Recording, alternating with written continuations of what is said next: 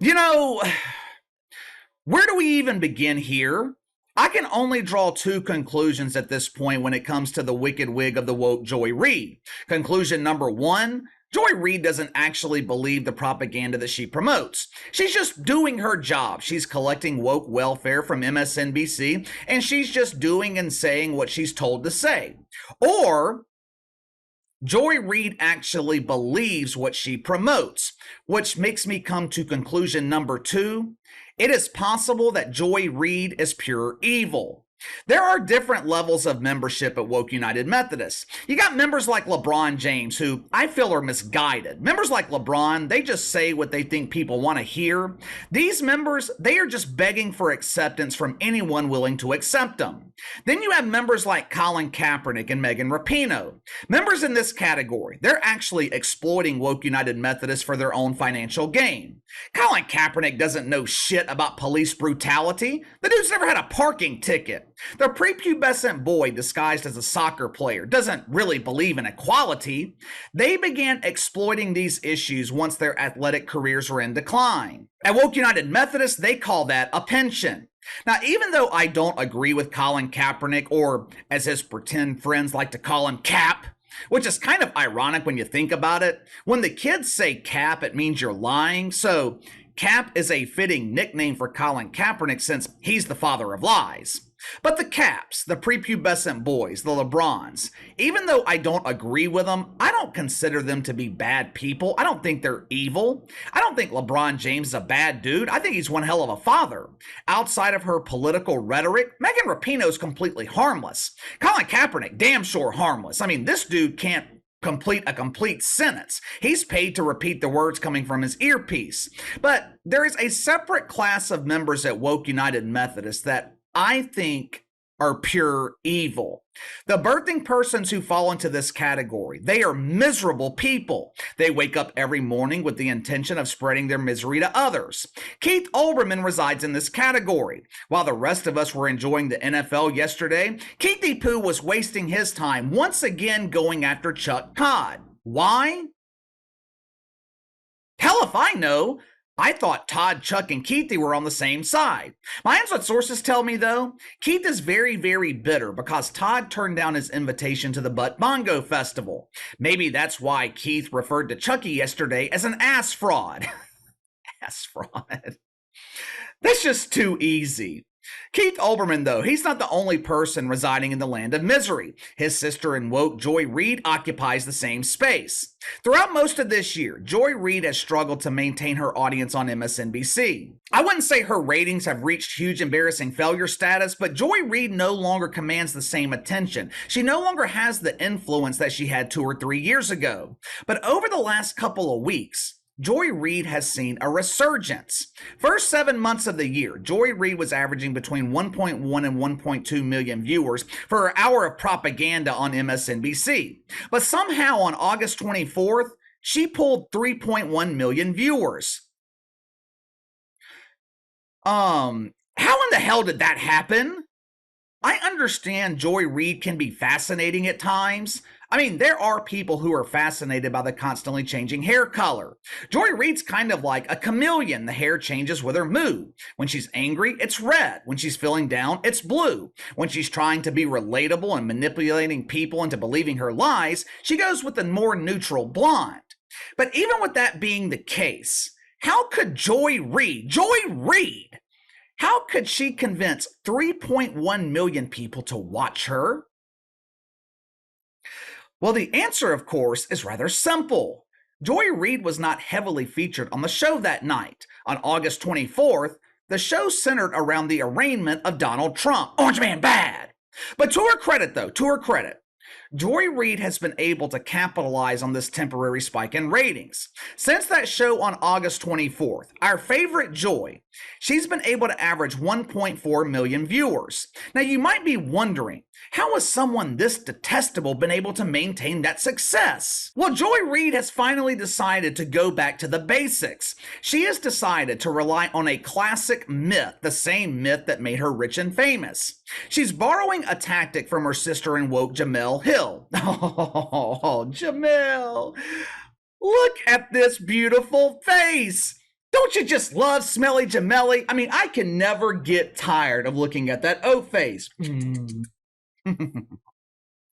With football season starting and the fall weather causing panic for the believers in global warming, Jemele Hill has been trying to revitalize the business of mythical racism. Now, of course, just like everything else Jemele Hill does, her attempts have ended in huge embarrassing failure. But her beautiful sister, Joy Reid, she has been able to once again exploit mythical racism for her own personal gain. Joy has went back to lecturing her audience on the two biggest threats facing America today. Both of these threats, they are looming in the upcoming presidential election: white supremacy and mythical racism. But this time around, Joy Reid's taking a completely different approach. She has learned from her past mistakes. She has realized that accusing living Americans of mythical racism wasn't working. So, our favorite beauty queen, she decided to go all the way back to the 1400s to prove that America is plagued with mythical racism. She's also decided to be original by blaming the one religion that deacons at Woke United Methodist never blamed for anything before: Christianity. How original. The same religion that gets blamed when anything goes wrong. Identifier opens fire in a Catholic school. It's not the identifier's fault. We blame Jesus. Nightclub in Orlando is the victim of violence. It's those Christians. They stormed the club with their Bible arms. Last week, Joy Reid invited Robert Jones on her show. KC, who in the hell's Rob Jones? Hell if I know. Bobby is an author. Just like Jemele Hill, you can find Bobby's work in the fiction section of your local bookstore. Robbie is responsible for writing some instant classics like White Too Long, a harrowing tale of a man who lives his life plagued by the emotional pain and trauma of his white privilege. Oh my God, I've been white for far too long!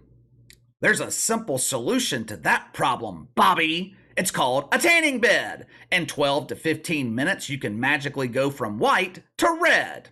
Back in 2016, Robert Jones wrote the classic, The End of White Christian America. Ooh, what a thriller. His latest work of fiction is titled The Hidden Roots of White Supremacy. Ooh, captivating. Now, Joy Reid, she didn't invite Bob Jones, or whatever the fuck his name is. She didn't invite him on her show just to promote his book. I would assume that he was also invited because he's a white dude who actually believes in white supremacy, or he pretends to. Oh, and there was also a third reason. As you're about to see, Bob Jones was invited by Joy Reid because she has finally managed to find someone with a more embarrassing hairstyle.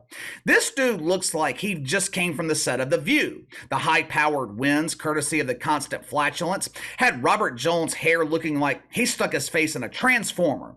Now, this clip is longer than I usually prefer to show, but I wanted you guys to get the full context here. Listen as two propagandists try to convince you that Christianity is the root of white supremacy. Roll the film. So what it is it's a set of 15th century Christian doctrines that were designed to answer the problem of what do we do with all these people we've just encountered in these lands that we didn't know about, right, in the 1400s. And so who do the Christian princes and queens and kings appeal to but the head of the Christian church? And this is, I should say, it is a Catholic doctrine, but this is before the Catholic Protestant split. So it is a Christian doctrine of all of Western Europe. It runs like this. It says, the defining characteristic is whether or not these people are Christian or not.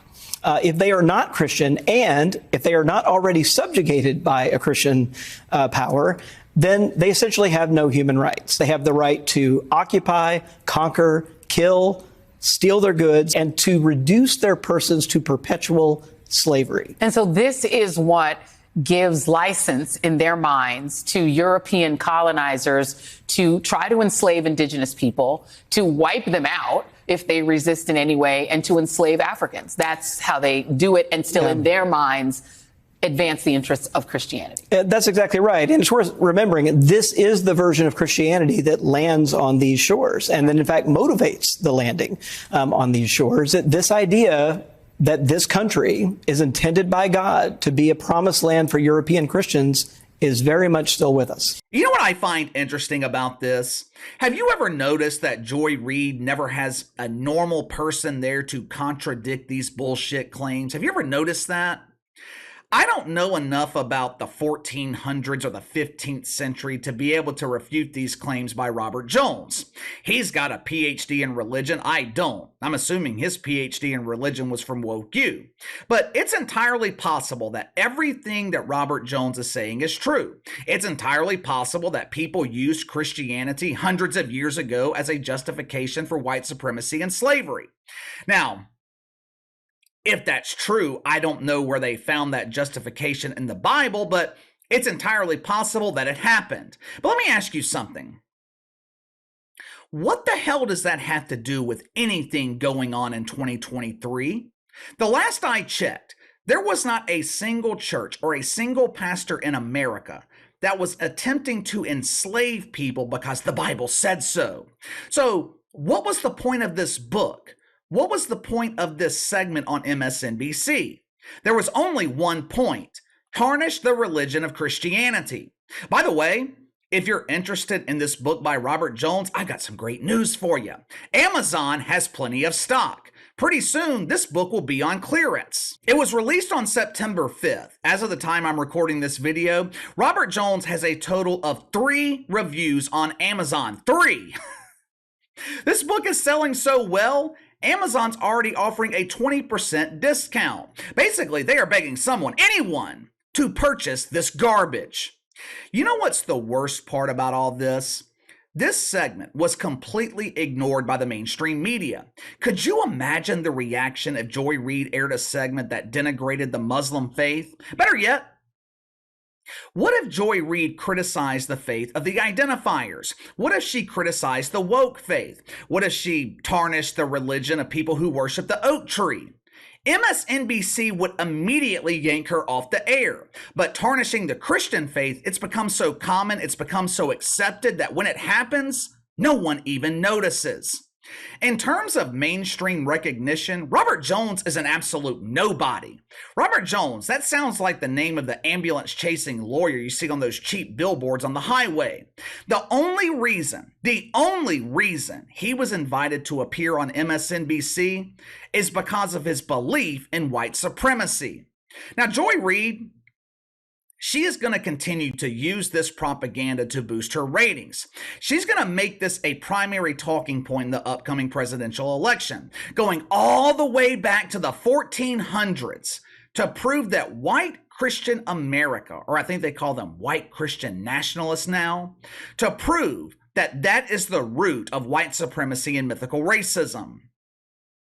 But give me your thoughts. Joy Reid tarnishes the Christian faith by going all the way back to the 1400s to claim that Christianity was one of the reasons for slavery. What do you think of Joy Reid at this point? I mean, do you think she is evil, or do you think Joy Reid is just a paid propagandist who's just doing her job? You let me know. Sound off in the comments below. Make sure to like and subscribe. Click the notification bell to receive all notifications from the channel. Best way to contact me is by email at btlkc84@gmail.com, KC_BTL84 on Twitter. I'll see you guys later.